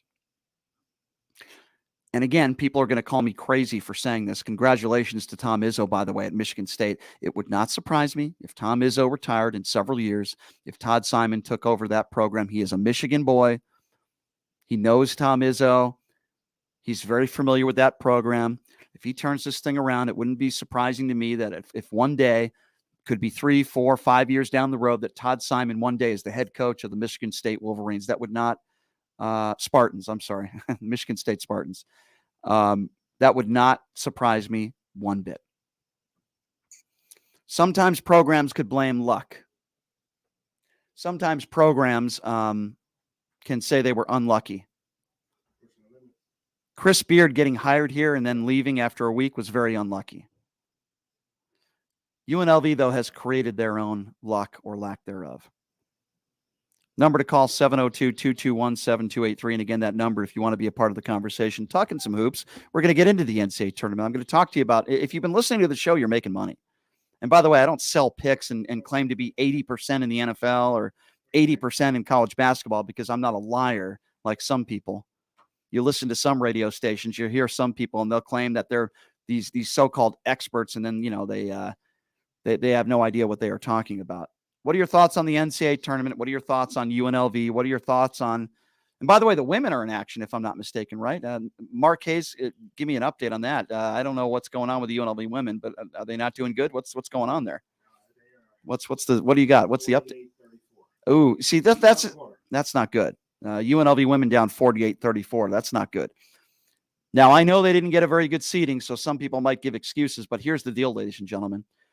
They've already been in the NCAA tournament last year. This is their second appearance in a row. You got to win NCAA tournament games. We're going to look back if they lose this game and you say to yourself, well, LaRock did a pretty good job, right? Great job. They won the tournament, the Mountain West Conference tournament. They won how many games in a row? They won the regular season title. But when you have a season like that, there are expectations in the NCAA tournament. Not even say you have to win 2 games, but you got to get that first round game. And they're playing Michigan, if I believe. And that's unfortunate. Down 14, they can come back. But this will be a very disappointing first round loss. And again, I would say to Coach LaRock, you have to have a better out-of-conference schedule. You can complain about your seeding until the cows come home. You're beating up all these Mountain West Conference teams. Your out-of-conference schedule was terrible. I have the same criticism for Kevin Kruger. Your out-of-conference schedule is terrible, and it bites you in the butt in March. Right now, it bites you in the butt. Doesn't matter with the UNLV men because they weren't making any postseason tournament, but the women are. They're in there. The reason why they got this seeding is because their out-of-conference schedule, for lack of a better term, sucked. And LaRock needs to, listen, she has done a phenomenal job turning this program around, but she has failed in that category of scheduling. And this is why they had to play Michigan in the first round. And I hope I'm wrong, but it doesn't look like they're going to win this basketball game. And that is a very disappointing end to the season. All right, number to call, 702-221-7283. And again, that number, if you want to join the show, 702-221-7283. Who do we got on the line here? I'm sorry, Mark. You gave me the name. I'm very forgetful already at the age of 42. Thank you, Mark. Let's go to Edward. Edward, what's going on, man? Hey, what's going on, man? I'm a little nervous, but I'm going to talk a little fast, so I'll slow it down, okay? Okay, slow it down, my friend. Are you on some speed this morning? Slow down a little bit. Sorry, just a little excited. Hey, first-time caller, long-time listener. I'm calling out of San Antonio, Texas. Oh, cool. Cool. And I wanted to say, hey, first off, I like the video you did with Daniel Negreanu. That was a great interview, by the way. Oh, thanks, my man. Daniel's, thank you. I appreciate that. I want to give you props on that one. And then I've got a couple of questions about the NCAA and NBA as well. Sure, let's do it. So here's my question first off. Do you think the NCAA really, the men's program, do you think they really want a Cinderella team to win it all? Like Texas Tech almost won it a couple years ago? Yeah. Good question. That's a great question. And I'll give you the best answer and the most honest answer I could. Yes. You know why? Ratings. What? When you have Cinderella teams, you remember that run that Steph Curry had, and I just remember. Yeah, correct. That the ratings were monstrous, and I remember Coach Shaka. I remember he had a deep run in the tournament. The ratings were fantastic. Here's why. While it's great to have a big time matchup, like if Houston plays Kansas, listen, that's great as well. I think we all agree on that. But when you have those Cinderella teams that make deep runs, even for people that don't gamble on games, you root for the underdog, and it gives you that rooting interest, And if you get that rooting interest, there's a lot of people that are not sports fans that'll watch, right? They'll watch. And I believe, the Sister Jean story was fantastic, that deep run that they had. And so, I know I'm giving a long answer here, but the answer is yes. Having those Cinderella teams go deep in the tournament is what's great about the NCAA tournament. So, yes, I believe the answer is yes. Okay. And so I was going to follow up on that. Like, okay, we watch the NCAA. Some people watch the 64, the 32, the 8, the Final Four. It depends on what you like. Not everything is for everybody. But watching these players, we see some people that are highlights, and it's like, wow, they did so great in the tournament. These guys are going to be the next pros coming up. but some of them have a tendency to look great now and flop later on. Do you agree? I completely agree, and I'll give you a perfect example. I have picked, and I'm not picking chalk. I have picked UCLA to win the whole thing this year, and the reason why is because they got good post play if they're healthy, and they have, who in my opinion, at times anyway, is the best point guard in the country. And Tiger, to me, is the best when he's playing well. A lot of people don't think Tiger's an NBA player. And I agree. I agree with them. I'm not sure he will, but he is a phenomenal point guard in college basketball. And you'd be hard pressed to find an NCAA tournament championship team, that doesn't have a real good quality guard. I mean, I go back in the day. If you remember Mateen Cleaves, I don't know how old you are. Michigan State. Mateen did not. No. He won a national championship with Michigan State. He did not have much of any NBA career. So yeah, the answer is yes. I mean, I don't think just because you're a great college player doesn't necessarily. Look at Christian Laettner. The guy is arguably the best college basketball, or one of the best college basketball players of all time. Had a terrible NBA career. Jimmer Fredette. There was a year, the Jimmer craze. The Jimmer. I mean, we call it a 3-point shot. You're Jimmering. You're a Jimmer. The guy had no NBA career. So just because you're a great college player doesn't necessarily transcend to the NBA. Yeah, and you remember, let's just talk a little bit about history, about like the Fab Five from Michigan. They screwed it up at the last moment where Weber called the timeout. Sure. Remember that one? Of course I do. How could I forget that? Coach Fisher. Absolutely. That's true. And like I said, I was just wanting to know what your opinions were on a few things. And like, even though we're talking about college, like, should the NBA and stuff like that, not just look at college, but even like European players and across the ocean, like our city, the San Antonio Spurs, is really big. We've been known to pick up a lot of European, a lot of foreign players compared to U.S. Is that maybe a bad thing? No, I think it's great. I think it's great. And by the way, you have a phenomenal coach out there, as you already know, Greg Popovich. Yeah. I love Pop. I don't know when he's going to retire. I actually think that Becky Ham. I hope he doesn't. Well, I hope. I hope it's Becky Ham. Yeah, I really truly believe our Aces head coach here, Becky Hammond, will be the next San Antonio Spurs head coach. I really do believe that's going to happen. I do too. And I also believe she deserves it. But I love Popovich. I love it how he speaks out on social issues. He's not afraid to go after people. I love that about him. I've had the opportunity to interview him multiple times when he was a coach here, an assistant at USA Basketball, and of course the head coach now. So I just think he's done a phenomenal job. With that being said, I truly believe that getting European players, I remember back in the day, we watched a lot of Hedo Turkoglu, Peja Stojakovic, to name a few. And now, we've got some of the best players in the league, including a guy that plays for the Dallas Mavericks that I heard is pretty darn good. And we got a lot of, this has been going on for a long time. It's been going on back since the 80s. I remember Vlade Divac. I grew up a Boston Celtics fan. Yeah. Dino Raja. So many great European players have transcended to playing here in America, and it's really panned out well. This is going to continue to happen. This is a worldwide sport. Scouts everywhere. Tons of European scouts at the NBA Summer League here in Vegas every year. And there's no question in my mind it's going to continue, my friend. But I appreciate you finding the show out there in San Antonio, Texas. And I appreciate you calling in, and you call in anytime. Okay, my friend? All right, man. Hey, happy St. Patrick's Day to all the viewers and everyone that's listening. Happy St. Patrick's Day to y'all. Don't get too drunk. Thank you. Have a great time and enjoy. I'm enjoying the show, and I'll keep listening. Thanks, all right? my man. I appreciate that. Whatever drugs that guy is on, I have to find. Let me tell you, that guy's a happy man. He talks fast. He's a fast talker, but I trust him. You know how some people say, you talk fast, don't trust people. No, I trust that guy. He's just really happy and he's energized. That guy should run for president. Low energy. That's what Donald Trump would always say, low energy Biden. That guy's not low energy. How about that, folks? I love getting calls. Let's see, where did we get a call from? We got a call from Puerto Rico today. We got a call from Utah. We got a call from San Antonio, Texas. And then, unfortunately, we get those boring calls from Vegas. No, I'm just kidding. We love our local callers as well. Open up the lines again, 702-221-7283. And again, that number to call if you want to be a part of the conversation. We are going to be talking some hoops next segment. I'm going to be talking about the embarrassing performance by the Arizona Wildcats. Yes, it was an embarrassing performance, and I am pissed off because I believe Mark will agree with me on this one. It ruined my bracket. I'm angry. I'm pissed off.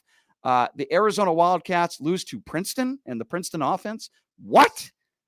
I don't know. I'm confused. There are other games going on right now. We'll give you an update on the UNLV women. And by the way, I have given out 2 picks on this show. I've been right about each of them. I have gone against the Mountain West Conference. Actually 3-0. I told you San Diego State was going to win. I told you to go against Boise State yesterday. They lost. I don't know if I gave out the going against Utah State pick, but I did give out the Nevada going against Nevada, taking Arizona State. I have some picks today that I absolutely love. I am 3-0 on this show. So if you want to make some money, I'm not one of those people that sells picks, and I'm not one of these people that claims to be 80%. You know who I'm talking about. There are people on the radio and on TV that claim they are professional handicappers. Hey, I went 80-30 in the NFL. Really? Where can we find that online where it's verified? Oh, well, I'll get back to you on that. Yeah, because nobody's 80-30 in the NFL, and they're called liars, ladies and gentlemen. They are liars. You know what I tell most professional handicappers? You know what I say to them? If you're so good at what you do, then why do you need to sell your picks? If you're making so much money and you're such a phenomenal 60% handicapper, which, by the way, nobody is, if you're claiming to be 60%, then why do you need to sell your picks? Why don't you just bet $5,000 a game and you're going to be loaded? I'd like to help people. Yeah, okay. Because they're all frauds. That's why 99 out of 100 professional sports handicappers are frauds. I'll tell you one guy that's not, Bill Krakenberger, who's been in this show before, Anthony Curtis. Those are smart people, and they have a bunch of people that they confide with, and they are winning handicappers. But even they would not say they are 60% because they're not liars and they're honest. They're not Vegas Daves out there, the scumbag Vegas Dave.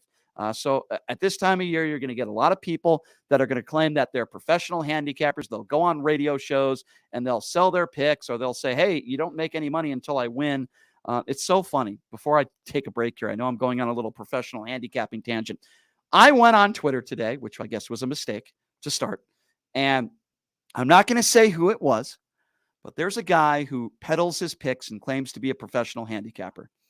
And this guy, it's so funny because this guy gives out his picks on social media 15 minutes into the basketball game. And 15 minutes into the game today, I'm giving you a perfect example of what a scumbag this guy is. 15 minutes into the game, he says, I hope you took my pick, UC Santa Barbara plus 10.5. At the time, UC Santa Barbara was up 3. That's the time that he said he put out the pick on Twitter.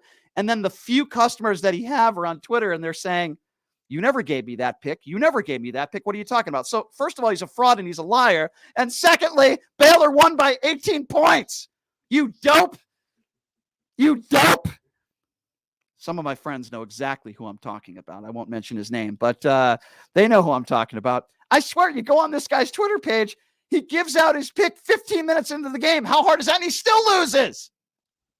Professional handicapper. Oh my gosh. Wayne Allen Kook. I'll mention his name. I once had a conversation with, by the way, I wasn't talking about Wayne Allen Kook. I was talking about somebody else who's just as despicable as him. Wayne Allen Kook. I said to him, like, Wayne, how do you make your picks? Do you do research? Oh, I just go against the public. Oh, well, geez, let me pay you for that. That's genius, Wayne. Anyway, the point being is I actually am trying to help some of you out there. I had a call from a friend of mine yesterday. He's like, Brian, maybe I should pay somebody for picks, or maybe if you give me your picks. No, I'll give you my picks for free. I don't want to make money off you, and don't pay anybody for picks, because if they're charging you for picks, chances are they don't have money, and chances are they're a fraud. And if somebody tells you that they're a winning college basketball player, tell them where you can verify that information. Not if somebody could just send you an email and give them their picks. There are websites out there where they verify professional sports handicapper picks. I can tell you right now, nobody in the world was 80-30 in the NFL, but the guy I was telling you about is claiming that he was. Can't verify it anywhere. This is such a scumbag type of business. And there are a few good ones that I've had in studio here. Bill Krakenberger being one of them. The guy's a genius, but he'll never tell you he's 60%, but he's a winning handicapper. You know, there are a few guys out there that I trust. Gail Alexander over at VSiN, really smart guy, knows his tennis. He zones in on certain sports. He gives me picks now and then because he's a friend. Really smart guy. Anthony Curtis, professional gambler, has been on this show before, professional blackjack counter. He has a team of people in Las Vegas who we trust. They confide together, and they don't give you 20 picks a day, maybe 1 or 2, some days no picks at all, because they're winning players. Maybe 55%. I don't know, maybe 56%. Nobody in the world is 60% over 5 years. That is a lie. And if anybody tells you that, they are a liar and they are a flat earther. And chances are, if they tell you they're 80-30 in the NFL, it's probably the same person that tells you that Donald Trump won the 2020 election. I'm just saying, folks, it's the same kind of person. You're either very stupid, very unintelligent, or you're a liar, or maybe both. And that's why I don't hang out with these people anymore. But anyway, we're going to take a break. And when we come back, oh, yeah, I got to talk a little bit about the Arizona Wildcats. Will there be any upsets today? 80%. I'm actually in the last week. Verified because I said it on the radio. I'm 3-0 with the picks I've given out this week. And I've got one pick that I'm going to give you tonight. And guess what? I'm not even going to charge you for it. How about that? We'll take a quick break. We'll be back right after this. You're listening to Pushing the Limits. Let me give out that number one more time. 702-221-7283. Again, that number if you want to be a part of the conversation. 702-221-7283. Maybe I should start my own sports handicapping business. I don't know. I'm 80%. We'll be back right after this. You're listening to Pushing the Limits.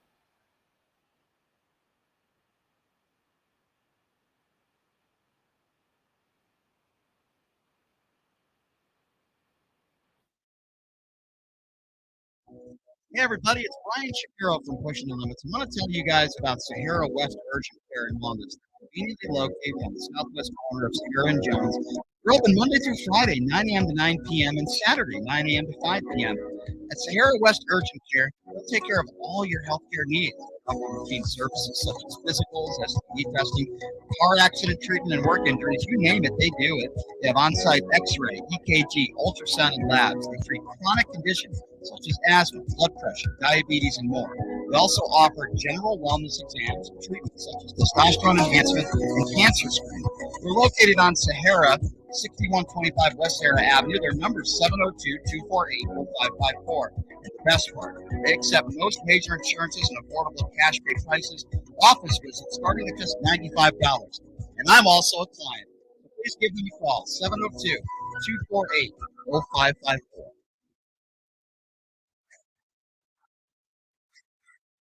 Look, it's impossible for the average person to find a great attorney out there. There's so much misinformation. Now, let me introduce you to former Chief Deputy District Attorney Thomas Moskowitz.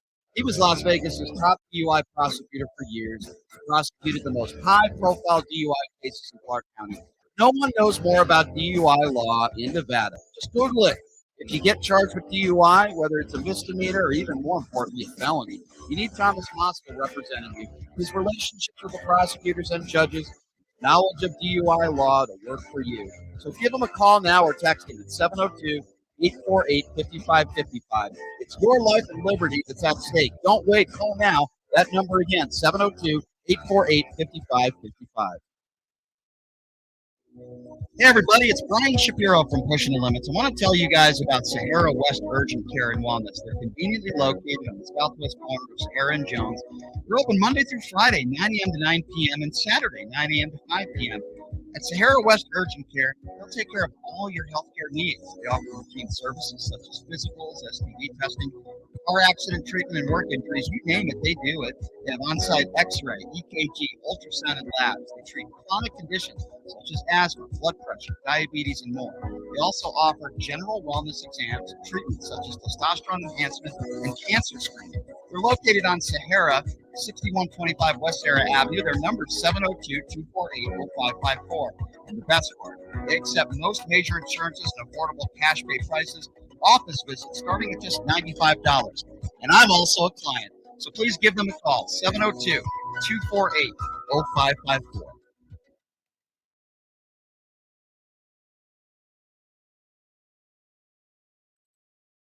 All right, welcome back. It is Pushing the Limits on an NCAA tournament first round Friday. So glad you could join us. Listen, nobody wants to get sick, right? But if you're not feeling good and you got some issues and you need some help, I couldn't recommend a better place than Sahara West Urgent Primary Care, located at 6125 West Sahara Avenue, Suite 1B. No appointment needed, but if you want to give them a call, you can at 702-248-0554. You could also visit them online at SaharaWestUrgentCare.com. I was in and out of there in 20 minutes. You go to some of these urgent care facilities, and it's just, you got to wait sometimes for hours. Not the case there. Jessica and Andrew will take care of you. They took care of me, and they're wonderful people. So please check them out, Sahara West Urgent Primary Care, and tell them that I sent you. All right, before we get to the men's side of things in the NCAA tournament, I got to tell you, I'm very disappointed with the UNLV women. Me and Mark were just talking off the air, and I start with, listen, great regular season, but, this is their second year in a row. They got to the NCAA tournament. They almost beat Arizona last year. And you said, wow, what a great year. Let's get it done next year. And they did until now. And they're getting absolutely destroyed by Michigan, like destroyed. This is the problem. And this is Coach LaRocque has done a phenomenal job, but this is where I criticize her. When you don't have a good out-of-conference schedule, it hurts you with seeding. You can beat up everybody in the Mountain West Conference and win the Mountain West Conference tournament, and that's great. You got your trophy, but you're not going to get the respect from the committee, and the UNLV women didn't get the respect, and they play Michigan, and now you're making the committee look right because you're getting absolutely destroyed by Michigan. So while you got to give Coach LaRocque a lot of praise for turning the program around, and I would always do that, this is a very, if in fact they do lose, which it appears as though they do, they're getting killed. This is a disappointing end of the season, a very disappointing. Not only that, but you're getting blown out. It's not even a competitive basketball game. And that is really, really disappointing. Obviously, the big shock, I don't think I'm alone here, by the way, is the Arizona Wildcats. So I watched the Pac-12 tournament, which those of you that might not know is here in Las Vegas. And I said to myself, when they beat a really good UCLA team, and again, I picked UCLA to win the whole thing. You beat a really good UCLA team in the Pac-12 championship, right? And you say to yourself, wow, this Arizona team, they're clicking on all cylinders. Kind of like what I said about Duke. And I played Duke yesterday. I didn't give that out on the air, but I did play Duke yesterday because Duke is clicking on all cylinders, right? They're healthy. They're playing well at the right time. I thought that was the case with Arizona. And listen, I don't want to take anything away from Princeton, but that was an embarrassment. You're down 12 points. You're up 12 points with 7 minutes to go. You're the Arizona Wildcats. And you find a way to lose against Princeton in the first round. I mean, listen, that's a fireable offense. They're not going to fire this guy. He's won a lot of basketball games, but I would say in some cases that is a fireable offense. Really, really, really bad loss by the Arizona Wildcats, and it really screwed a lot of brackets. I'm sad to say it screwed mine. Really bad loss for Arizona. I had them win in several games. And if you're wondering, Marquette up big against Vermont. The Pittsburgh-Iowa State game just started. I picked Pittsburgh to win this game. I don't like TJ Otzelberger. I never have. And I think in big-time spots, he's not a great basketball coach. I think Pittsburgh wins this game.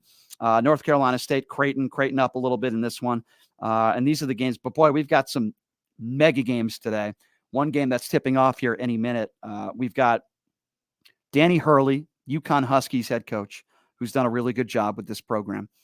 And then Rick Pitino, who, of course, is a legend in the game of college basketball. Also a legend with picking up waitresses in restaurants and then bringing them into the bathroom. But that's another story for another show.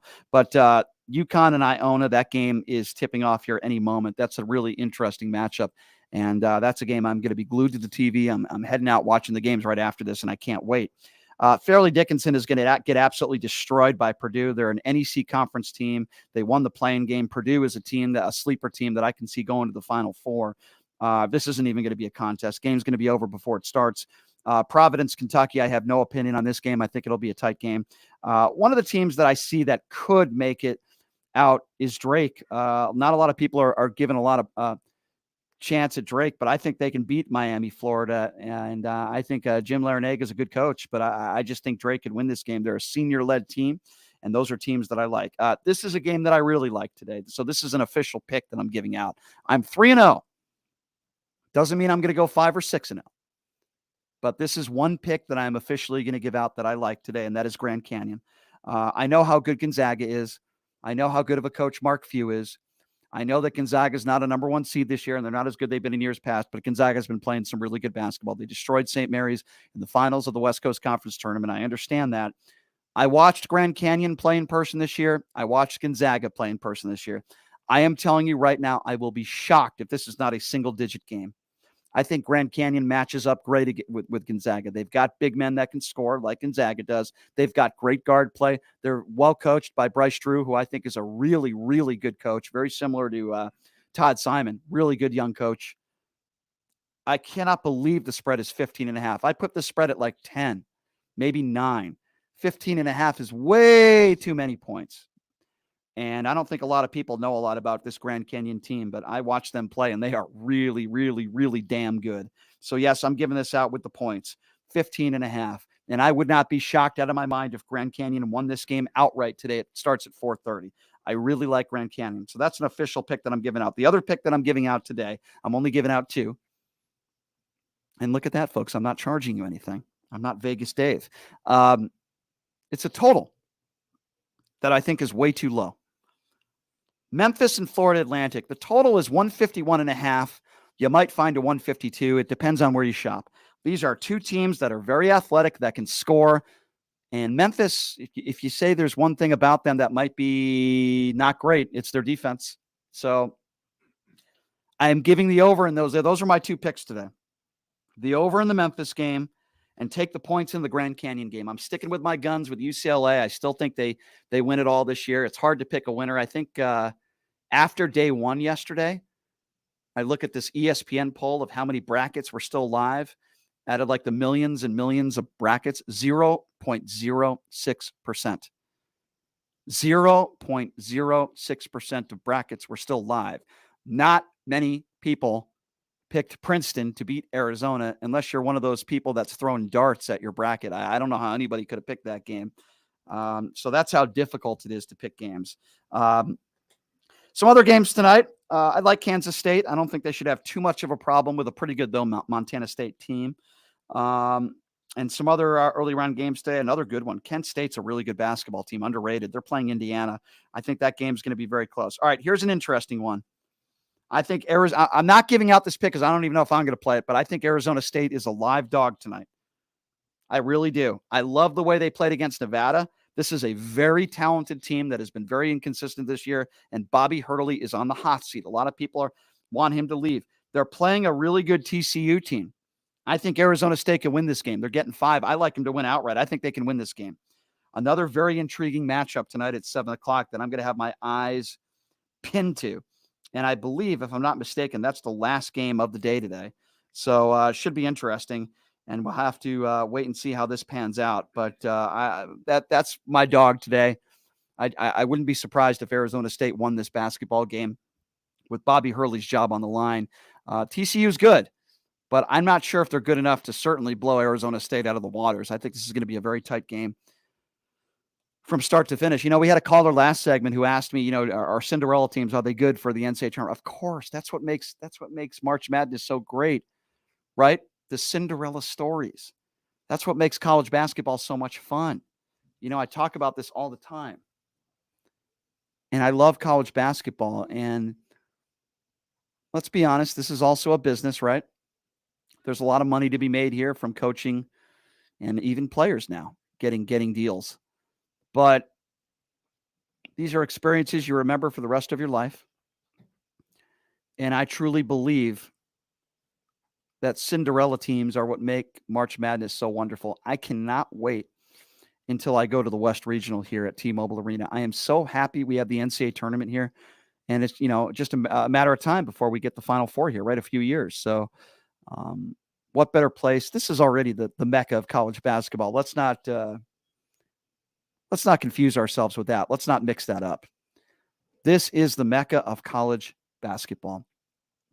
We have the West Coast Conference tournament here. We've got the WAC tournament here. We've got the Big West tournament here. We've got the Pac-12 tournament here. We've got the Mountain West Conference tournament here.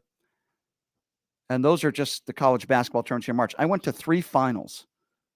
Three finals in conference championship games in one day. I went to the Mountain West Conference tournament. Then I went over to the Big West finals. And then I went over to watch my boy Todd Simon in the WAC. And that was a lot of fun. That was just some of the most fun I've ever had watching basketball. My only other experience, which was probably number one, was watching Kobe Bryant and the USA basketball team scrimmage against LeBron James, and they were guarding each other. And I was in a high school gym. I was in Valley High School watching those two teams scrimmage against one another. And this is before we had the Mendenhall complex. And I watched them with about 25 people in the actual gymnasium watching. I watched Kobe Bryant guard LeBron James. I'll never forget that for the rest of my life. It was so cool. And I can tell you, those guys were the ultimate competitors. And it was so much fun to watch those guys jaw at each other. I'll never forget it for the rest of my life. That was definitely the best basketball experience of my life. And also, I if I'm not mistaken, I think that was during the FIBAs. I think that was during when they had to play like 6 games in 8 days at the Thomas and Mack Center. That was the FIBAs. where Kobe and LeBron and those guys, that was the year, that's when they won the gold medal, but they had to qualify for the Olympics. And they had to qualify for the Olympics because they were, in years past, they were just trash. They weren't winning. And then Mike Krzyzewski takes over and Jerry Colangelo takes over. And then, it was smooth sailing from there. Not surprised. And we started winning the gold again. That was so much fun. I'll never forget that, like I said, for the rest of my life. But this is one of my favorite sports weekends, if not my favorite sports weekend of the year, where we'll have second round games. And gosh, it's so much fun. I'm heading over there right now. All I'm going to be doing this weekend is watching college basketball. My eyes are going to be glued to the TVs, and that's all I'm going to be doing is watching college basketball. So I had a big announcement to make yesterday. I made it yesterday. I'll say it again today. I got a new co-host starting on Monday. I think Chris Wynn might sit out Monday. I don't know. I got to talk to him about that. But Jamie D is going to be in the house. He's my official new co-host. He's going to be starting here on Monday. I'm really excited for that. So he's going to be starting on Monday. And Guy David, who co-hosted with me a few weeks ago, he is going to be doing a segment with me every Friday. It's going to be the Land Down Under segment. Yes, that's right. He's got that thick Australian accent. And he lives here in Las Vegas, radio guy, so to speak, literally. And we're going to be doing segments with him every Friday. And we're going to be getting his perspective on the biggest news stories of the week from an Australian perspective. I love it. So he's going to be joining us every Friday. Show's going to stay the same. Nothing here is changing, folks. I'm not changing. I'm not going to be growing hair all of a sudden unless it's in the wrong places. Everything's the same by me. But news, sports, politics, entertainment, that's what I do here, man. I do it all. And I love it. Like today's a perfect example of how I love the reach, right? We had a nice lady from Puerto Rico who called in. We had a guy from Utah who called in. He was listening live. We just had somebody from San Antonio, Texas call in. I love the fact that even though this is that we get people from all over the country calling into this show. I love all of you listeners out there, and I love it. I hope everybody stays safe out there. Don't drink too much on this holiday weekend. Drink a little. Just be safe. Don't drink too much. And the most I might have is a cherry Coke. If I decide to get a little bit crazy, maybe. But that's about it for me. I'm not much of a drinker, but I do like to bet on basketball games now and then. So hope everybody has a fantastic weekend. I'm excited to have Jamie in the house as my permanent co-host starting on Monday. Please have a safe and happy weekend, everybody. I am going to go watch some college basketball with my family, with my mom, and with my close friends, and I couldn't have it any other way. Have a great weekend, everybody. My thanks to Mark, everybody here at KSHP, and we will see you on Monday, everybody. Have a great weekend.